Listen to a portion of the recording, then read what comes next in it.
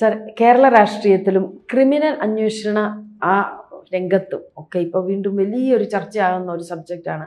ഒരു പ്രതി അദ്ദേഹം ഒളിവിലിരുന്നാണ് ഈ ആഭ്യന്തരമന്ത്രിക്കും പോലീസിനെ എല്ലാം വെല്ലുവിളിക്കുന്നത്. നമുക്ക് കാണുമ്പോൾ പെട്ടെന്ന് ഒരു ഹീറോയിസം പോലെ തോന്നും. പക്ഷേ അദ്ദേഹം പറഞ്ഞൊരു സ്റ്റേറ്റ്മെൻ്റാണ്, മുട്ടിന് താഴെ വെടിവെച്ചാലും മുട്ടുകുത്തില്ല എന്ന് പറയുന്നുണ്ട്. അതുപോലെ എന്നെ തീവ്രവാദിയാക്കും ഇവരെന്ന് പറയുന്നുണ്ട്. ഇതിനകത്ത് ഏറ്റവും രസകരമായ ഒരു കൗതുകരമായൊരു സംഭവം, ഇൻസ്റ്റയിലൂടെ പുള്ളി ഈ കേസ് നടത്താനുള്ള പൈസയ്ക്കും ജിപേ അക്കൗണ്ടും QR കോഡും ഒക്കെ പാസ് ചെയ്ത് കൊടുക്കുന്നുണ്ട്.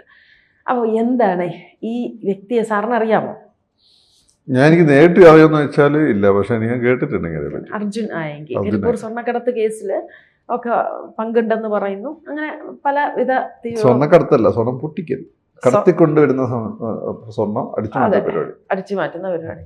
അങ്ങനെ ചിലർ നമ്മൾ ഈ സിനിമയിലൊക്കെ കാണുന്ന പോലെ കുറച്ച് കാര്യങ്ങളൊക്കെ ചെയ്ത് വലിയ ലോക്കൽ ഹീറോയിസം കളിക്കുന്ന ഒരു വ്യക്തിയാണ്. അപ്പം എന്താ പക്ഷെ ഈ ഒരു വ്യക്തിയെ കൊണ്ട് നമ്മുടെ ആഭ്യന്തരമന്ത്രിയും പോലീസ് ബറ്റാലിയനും എല്ലാം ബുദ്ധിമുട്ടുകയാണ്. എന്താണ് സാർ ഇതിന്റെ കൂടുതൽ ഇങ്ങനെ പുള്ളി എന്താണ് ഈ ഒരിക്കലും പുറത്തോട്ട് വരാതെ?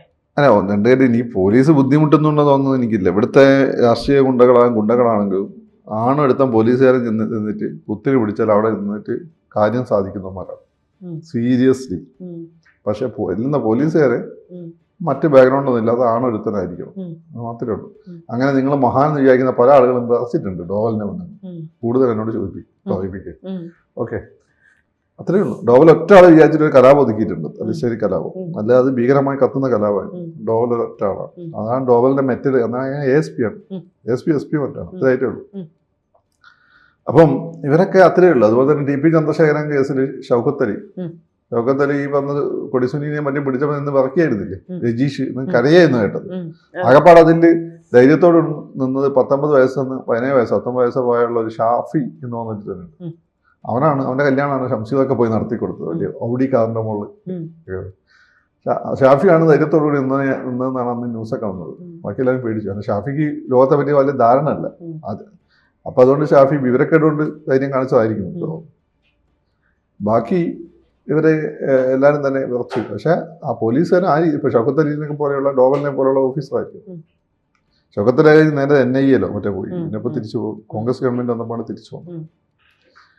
അപ്പം പോലീസിന് തലവേദന ഒന്നല്ല, കേരള പോലീസിന് ഇവിടെയുള്ള ഒരുത്തരും തലവേദന. കേരള പോലീസ് വിചാരിച്ചു കഴിഞ്ഞാൽ ചുമ്മാനൊക്കെ പോയി പിടിക്കായിരുന്നു.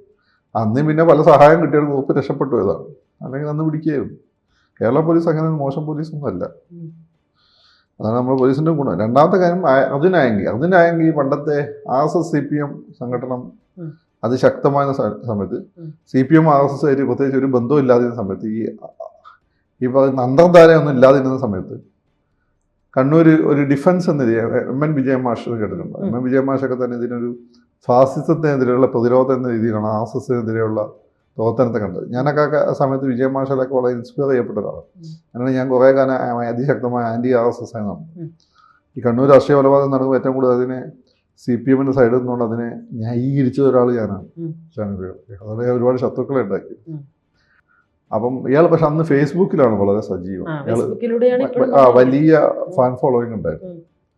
അപ്പം അങ്ങനെ ഈ ഫേസ്ബുക്കിലൂടെ ഫാൻ ഫോളോയിങ് കണ്ട ഒരുപക്ഷെ ഇയാളൊരു പിണറായിനെ പോലെ ഒരു മെയിൻ സ്ട്രീം പൊളിറ്റിക്സിലേക്ക് ചിലപ്പോൾ വന്നു പോകുമായിരുന്നു. വന്നു പോകാനൊക്കെ സാധ്യത ഉണ്ടായിരുന്നു. പിന്നെ എൻ്റെ നാട്ടിൽ ഞാൻ എൻ്റെ കുട്ടിക്കാലത്ത് കോൺഗ്രസ് ആയിരുന്നു. ഇതുപോലെ CPMന്റെ ഫാസിസം നിൽക്കുന്ന ഒരു സ്ഥലമാണ്. ഞാനൊരു ഘട്ടത്തിൽ ക്രിസ്ത്യൻ കോളേജിലൊക്കെ ടീച്ചേഴ്സ് എന്നെ സിവിൽ സർവീസിലേക്കൊക്കെ ഓറിയന്റേഷൻ തന്നു. അങ്ങനെയാണ് ഞാൻ പിന്നെ കോൺഗ്രസ് പൊളിറ്റിക്സ് വിടുന്നു. പിന്നെ അവിടെ ക്രിസ്ത്യൻ കോളേജിന്റെ സാഹചര്യത്തിൽ എനിക്ക് ഇവരോടൊരു ബഹുമാനം ഉണ്ടായി. P ജയരാജനെ പോലുള്ള പേഴ്സണാലിറ്റിയാണോ അല്ലെങ്കിൽ EMSനോടൊക്കെ എനിക്കൊരു ബഹുമാനം ഉണ്ട്. അപ്പൊ അങ്ങനെയാണ് പിന്നെ LDFലേക്ക്. കോൺഗ്രസ് ആ സമയത്തെ ഒടുക്കത്തെ ഗ്രൂപ്പ് കളിയായിരുന്നു. ഇപ്പോഴത്തെ കോൺഗ്രസ് അല്ല നമ്മൾ. ഞാൻ ഒരു CPM അനുഭാവി, അതുപോലെ തന്നെ ഈ SFIക്കാരനെ അങ്ങനെ നിൽക്കുമ്പോൾ കണ്ണൂര് രാഷ്ട്രീയ സമവാക്യങ്ങളാകും. ജയരാജേട്ടനെ ഒതുക്കാൻ ഉള്ള ഒരു തീരുമാനം ഉണ്ടാകുന്നു. ജയരാജേട്ടൻ ഒതുക്കപ്പെടുന്നു, ജില്ലാ സെക്രട്ടറി സ്ഥാനത്ത് മാറ്റപ്പെടുന്നു. ജയരാജേട്ടൻ ഇപ്പോഴും പറയാം മനുഷ്യൻ നല്ല മനുഷ്യനാണ്, നല്ല കമ്മ്യൂണിസ്റ്റാണ്. അങ്ങനെ ഒരിക്കലും എന്നെ ഒതുക്കിയൊന്നും അങ്ങേരും അറിയില്ല. അതായത് പാർട്ടി അന്നെടുത്ത തീരുമാനമാണ് ഇനി എന്നെ പാർലമെന്റിൽ മത്സരിക്കാൻ തീരുമാനിക്കുന്നു. അപ്പം അതുകൊണ്ട് അന്ന് തന്നെ സെക്രട്ടറി സ്ഥാനത്ത് തന്നെ മാറ്റിയിട്ടാണ്, അല്ലാതെ തൽക്കാലത്ത് മാറ്റിയായിരുന്നില്ല. തൽക്കാലം മാറ്റിയവരെ തിരിച്ച് അവിടെ കൊണ്ടുവന്നു. പിന്നെ ഞാൻ വളരെ ചെറിയ പ്രായത്തിൽ ജില്ലാ കമ്മിറ്റിയിൽ വന്ന ഒരാളാണ്. അപ്പം അന്ന് എന്നെക്കാട്ട് സീനിയറായ ആളുകളുണ്ടായി. അവരെ കടന്നാണ് എന്നെ പാർട്ടി എടുത്തത്. അതൊക്കെ പാർട്ടി തീരുമാനമാണ്. അങ്ങനെ എന്നെ എടുത്ത പാർട്ടിയെ സംബന്ധിച്ചിടത്തോളം എന്നെ ഈ രീതി മാറ്റാനുള്ള അവകാശം, അങ്ങനെ മനുഷ്യൻ നല്ല മനുഷ്യൻ, അങ്ങനെ പറയുള്ളൂ. അപ്പോൾ അതോടുകൂടി അർജുൻ ആയെങ്കിൽ കണ്ണൂർ ഈ സമാധാനം വന്നതോടുകൂടി ആയെങ്കിലെ പോലുള്ള ആളുകൾ പാർട്ടിക്ക് ഒരു ഭീഷണിയായി. അപ്പോൾ എനിക്കത് വേണ്ട പരിഗണന കിട്ടിയിട്ടുണ്ടാവില്ല. മുമ്പ് പ്രൊട്ടക്ഷൻ കിട്ടിയിരുന്നു, അത് കിട്ടിയിട്ടുണ്ടാവില്ല. പിന്നെ മാത്രമല്ല സ്വയം ഒരു പ്രസ്ഥാനമാണ് ഈ പാർട്ടിക്ക് ഇഷ്ടമല്ല. ഫേസ്ബുക്കിലൂടെ ഇങ്ങനെ ഇടുന്നതിന്റെ ഒരു മെയിൻ റീസൺ എന്താണോ എന്തോ, ഞാനിങ്ങനെ വലിയ സംഭവം ഒന്ന് കാണിക്കാൻ വേണ്ടിയിട്ട്, എന്നെ മറന്നു പോകരുത് എന്ന് കാണിക്കാൻ. പാർട്ടി സഖാക്കളുടെ കൺഫ്യൂഷൻ ഉണ്ടാക്കും. കണ്ണൂർ ഇപ്പോൾ പിണറായി ചെയ്ത ഏറ്റവും വലിയ കാര്യം എന്ന് വെച്ചാൽ, പിണറായിയോട് കൂടിയിട്ടാണ് കണ്ണൂർ രാഷ്ട്രീയ കൊലപാതകം തുടങ്ങുന്നത്. ഓടിക്കൽ രാമകൃഷ്ണൻ കേസ് ഒരുപാട് ആളുകളെ ജീവൻ RSS നിന്നും CPM നിന്നും കോൺഗ്രസ് നിന്നും എടുക്കുകയും ചെയ്തു. പക്ഷേ പിണറായി അത് അവസാനിപ്പിച്ചു എന്നുള്ളത്. അതാണ് പിണറായി ഒരുപക്ഷെ കേരളത്തിന് ചെയ്ത ഏറ്റവും വലിയ രണ്ടാമത്തെ ഗുണം. ഒന്നാമത്തെ ഗുണം, ഈ കമ്മ്യൂണിസ്റ്റ് ഭൂതത്തിനെ ഇന്ന് കേരളത്തെ രക്ഷപ്പെടുത്തി. എന്ത് വികസനം വന്നാലും അതിനെതിരെ വരുന്നത് അതയാൾ മാറ്റി. രണ്ടാമത്തെ കാര്യം ഇതാ, കണ്ണൂർ രാഷ്ട്രീയ കൊലപാതകം അവസാനം. ഇപ്പോൾ അവർക്ക് ഒരു കോർഡിനേഷൻ കമ്മിറ്റി ഉണ്ട്. പണ്ടൊക്കെ എന്ന് വെച്ചാൽ ഒരു സഖാവിനെ എടുത്താൽ അടിച്ചു എന്ന് കേട്ടാൽ പിന്നെ ഇപ്പോൾ വെട്ടലായിരുന്നു പരിപാടി. വെട്ടിന് കഴിഞ്ഞതിന് ശേഷം ചിലപ്പോൾ ജില്ലാ കമ്മിറ്റീനൊക്കെ അറിയിക്കും, ചിലപ്പോൾ ചില സമയത്ത് ആദ്യം അറിയിക്കും. ഇപ്പോൾ എന്ന് വെച്ചാൽ അങ്ങനെയല്ല. ഒരു പ്രശ്നം ഉണ്ടായിരുന്ന ഇവർ ജില്ലാ നേതൃത്വങ്ങൾ പരസ്പരം നേരിട്ട് ബന്ധപ്പെടും. അപ്പം അങ്ങനെയാണ് അടുത്തിടെ കാവിൽ ഒരു ഉത്സവം നടക്കുക, CPM മുദ്രാവാക്യം വിളിച്ച സംഭവം ഉണ്ടായിരുന്നു. അത് ശരിക്കും കണ്ണൂർ രീതി അനുസരിച്ച് 4 ആൾ മരിക്കേണ്ടതാണ്. അന്ന് തന്നെ അത് വത്സൻ തില്ലങ്കരി ചേട്ടനും ഈ വന്ന് MP ജയരാജനൊക്കെ ഇടപെട്ട് അന്ന് തന്നെ സോൾവ് ആക്കി. കാരണം അത് അവരെ തമ്മിലുള്ള CPM തമ്മിലുള്ള പ്രശ്നം നമ്മൾ ഇടപെടാൻ RSS തീരുമാനിക്കുക, അങ്ങനെ സോൾവ് ആക്കി. അപ്പോൾ അതുകൊണ്ട് ഇപ്പോൾ അങ്ങനെ കണ്ണൂരിൻ്റെ സമാധാനം വന്നിട്ടുണ്ട്. അതൊരു വലിയ കാര്യം. അത് പിണറായിയുടെ വലിയ കോൺട്രിബ്യൂഷൻ. അപ്പോൾ അങ്ങനെ വന്നപ്പോൾ ഇങ്ങനെയുള്ള ആളുകൾക്ക് പണിയില്ലാതായി. അങ്ങനെയാണെങ്കിൽ സ്വർണ്ണ കള്ളക്കടത്ത് സ്വർണ്ണം പൊട്ടിക്കുന്ന കേസൊക്കെ ഇരുന്നോട്ട് ഇവരെ പേര് വന്നു. ഇവർക്കൊന്നും വരുമാനം വേണ്ട. അപ്പോൾ അത് വന്നുകൊണ്ട് പാർട്ടി പൂർണ്ണമായി മാറി. പിന്നെ കണ്ണൂർ DYFന്റെ ഒഫീഷ്യൽ ലീഡർഷിപ്പും ഇവരും തമ്മിൽ പ്രശ്നമുണ്ടായി. അവിടെ മനു തോമസ് എന്ന് പറഞ്ഞ പയ്യനുണ്ടായിരുന്നു. മനുവിന് എനിക്ക് യോജിപ്പൊന്നുമില്ല.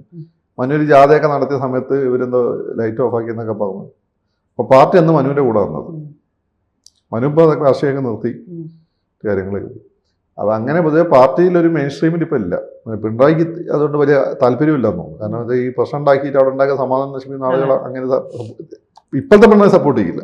ഇപ്പോഴത്തെ പിണറായി സംബന്ധിച്ച് സമാധാനം വേണം. അപ്പോൾ ആ രീതിയിൽ ഇങ്ങനെ ഒരു ഒറ്റപ്പെട്ടിരിക്കുന്ന അവസ്ഥയാണ്. എങ്കിൽ പോലും പാർട്ടിയുടെ പണ്ടത്തെ ആ ഒരു ട്രഡീഷൻ ഫോളോ ചെയ്യുന്ന ആളുകളുടെ ഇടയിൽ ഇങ്ങനെ ഒരു മതിപ്പൊക്കെ ഉണ്ടാവും.